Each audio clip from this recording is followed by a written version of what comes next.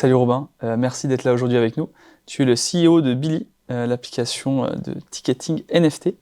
Est-ce que tu peux nous en dire un peu plus sur qui tu es et qu'est-ce que Billy? Écoute, d'abord, merci Valentin pour l'invitation, c'est très Plaisir. cool, très content d'être là. Qui je suis? Écoute, moi je suis de formation, je suis un ingé. Je suis un ancien data scientist, donc j'ai bossé dans des contextes cloud, IA, big data pendant plus de 5 ans, après avoir fait Télécom Paris, un master SP, et dans Billy depuis 10 mois. 10 mois dans Billy, et chez Billy, nous on développe des solutions de billetterie et d'engagement des fans dans le domaine du live, musique, sport, conférences, etc. Notre particularité, c'est que chaque billet est émis sous la forme d'un NFT. Pourquoi ce choix du NFT?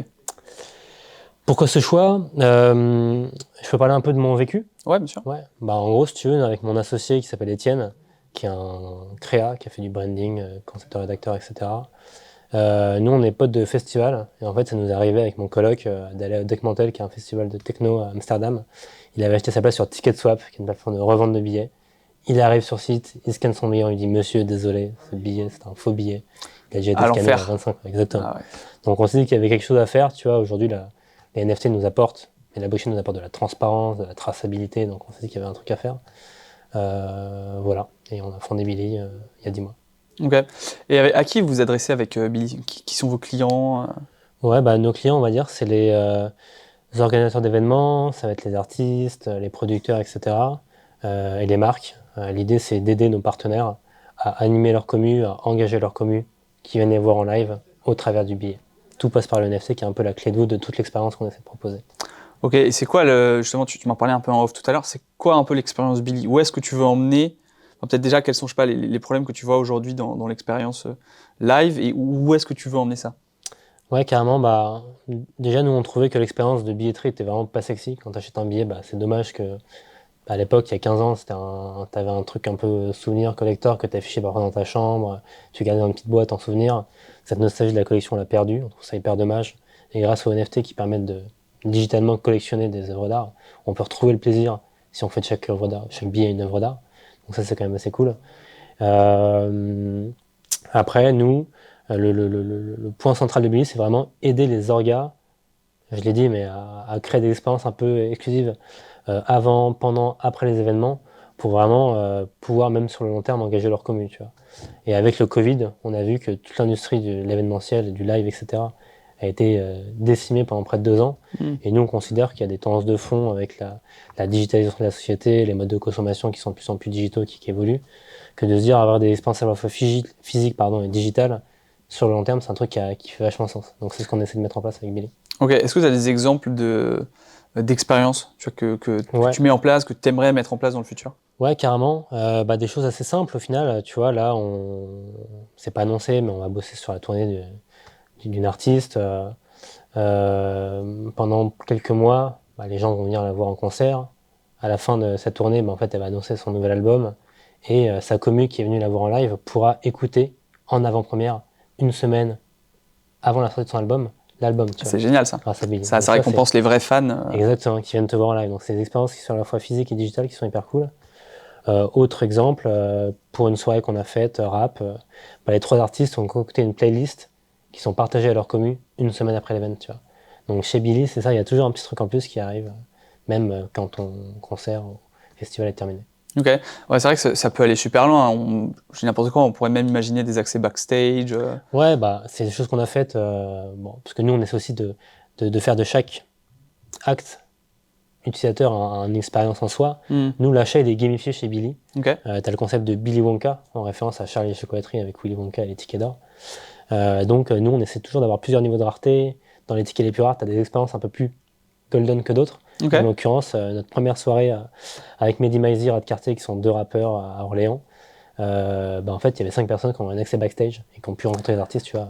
Et du coup, ça c'est aléatoire. Je sais pas, tu payes plus cher ou vous Ouais, avez le parti pris de Golden Ouais. Ticket, quoi. Ouais, exactement. C'est C'est génial. le plaisir de pouvoir, comme à l'époque, tu sais, dans Charlie, il ouvre son petite part de chocolat, il découvre qu'il y a le Golden.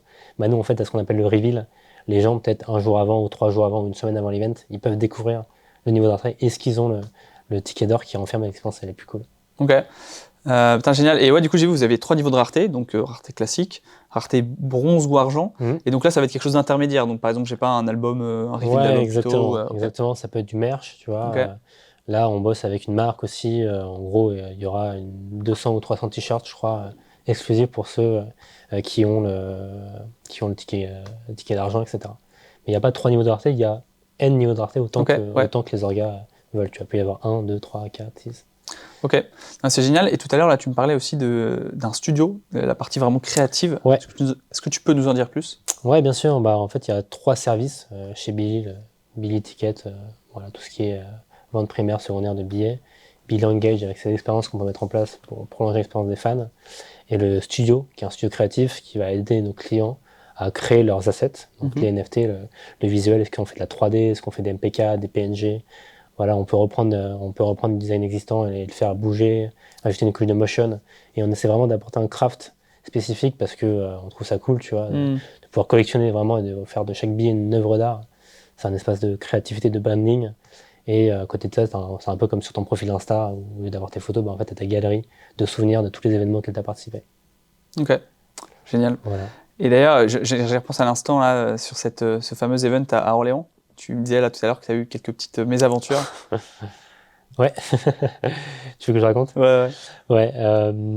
Bah écoute, c'est marrant parce que nous, évidemment, c'est notre premier événement. Donc, tu sais, la pression monte, est-ce qu'il va y avoir des bugs, etc. Donc, moi, j'y étais, tu vois. C'est moi qui ai scanné les gens, qui les ai fait rentrer, tu vois, qui étaient à la queue, enfin, qui étaient là pour faire entrer les personnes. Et bon, finalement, la soirée s'est très bien passée. Il y a eu une petite anecdote, c'est que quelques amis des rappeurs ont fait un aqua dans le backstage. Et du coup, ça sentait la weed jusqu'au bar, sachant que tu avais le backstage, à côté, tu as la salle dans laquelle ils ont joué, et tout à gauche, tu as le bar. Ouais. Et pourtant, du bar, on sentait la weed. D'accord, donc même les... Ouais, bien sûr, les clients, voilà, la sécu a débarqué, l'orga de la salle était là. Enfin, Ok. voilà. Bon, je pense qu'ils ont l'habitude dans le monde de la musique. Exactement, et surtout des rappeurs, apparemment. Ok. Et maintenant, plus au niveau vraiment de la technologie que vous utilisez. Ouais. Donc, vous êtes sur Tezos. Ouais. Comment en fait vous faites pour que vos NFT ils soient, enfin qu'on puisse pas faire de double billet, tu vois, comment vous sécurisez tout ça? Ouais. Bah, ce qui est cool, enfin, ce qui est intéressant avec la blockchain, c'est que quand tu émets un NFT, bah, c'est quelque chose qui est unique. Donc quand tu transfères ton NFT, bah, il n'est plus dans ton wallet, donc il disparaît, il n'en a plus la propriété, etc. Et tu as de la transparence et de la traçabilité qui fait que tu peux facilement voir qui a les billets à un instant T et qui l'a revendu à quel prix, etc. Tu as vraiment tout un système qui n'est pas opaque, qui est très transparent. Donc ce qui se passe, nous, c'est que à un instant T, ton NFT va te permettre de générer un QR code dynamique de rotatif Ok. et quand tu le présentes et que nous on a la 2scan pour scanner ça, bah, on va pouvoir te dire bah ok tu peux rentrer, etc. Et une fois que tu transfères ton NFT, bah, en fait il est plus dans ton wallet, donc cette feature de QR code dynamique tu n'y as plus accès, tu vois. D'accord, ok. Voilà. Mais du coup, on garde quand même, j'imagine, la carte créative qui atteste qu'on a participé. Ouais, exactement. Bah, en fait il y a plusieurs choses qu'on propose chez Billy. Tu vois, il y a une feature qui est assez cool, c'est que nous quand on scanne le NFT, il peut s'animer, il peut évoluer, il peut prendre vie. Donc il peut être noir et blanc et passer à couleur, il peut être D'accord. statique et passer Ok. à animé. Ah oui, quand Donc vous changez la fonction du NFT en ouais, fait. exactement. Tu le conserves quand même. On Ok. update les métadatas, Ok. ce qui se passe techniquement. Et du coup, bah, en fait, ton asset, il peut évoluer. C'est un peu comme une preuve de j'y étais, tu vois. Genre, moi, mon NFT, il est en couleur, pas le tien. Et toi, t'étais en no show, moi, je suis venu. Et donc, potentiellement, Ok. tu permets aussi aux artistes, aux orgas, etc., de venir engager leur commu qui vient vraiment à ton événement. Ok. Non, c'est génial. Et c'est quoi un peu votre ambition avec Billy? Je sais pas si, c'est quoi votre vision? Bah écoute, nous, notre vision, c'est d'essayer d'avoir le plus beau catalogue d'événements, tu vois, d'événements quali, qui remet vraiment au centre le fan. Que ce soit, donc, là, on bosse avec des galeries, avec des expos, on va avoir un partenariat avec une marque dans le sport, on bosse avec des festivals, dans la musique, on est vraiment cross-vertical, mais toujours avec ce souci de remettre le fan au cœur de l'expérience. Parce qu'au final, que ce soit un artiste ou un orga, bah, souvent c'est des marques événementielles ou pas, mais elles ont ce besoin, tu vois, de pouvoir engager leur commu, d'avoir un lien direct avec leur commu.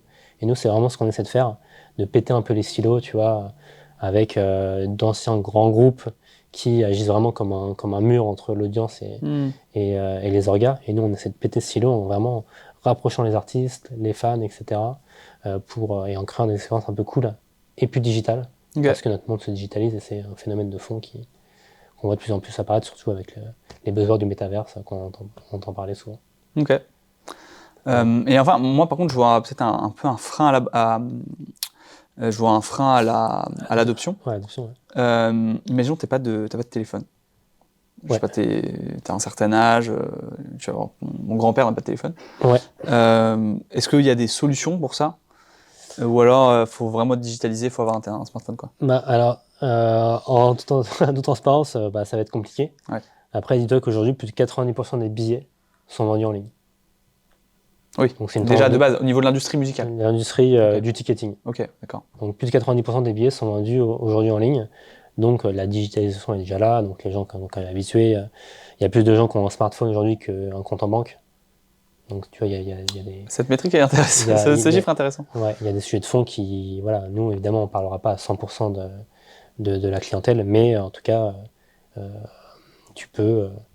voilà, tout est digital chez Billy. Après, vous ferez pas le prochain concert de Sardou, quoi. Pas certain. Pas certain. Pas certain, mais tu vois, il y a des solutions qui existent.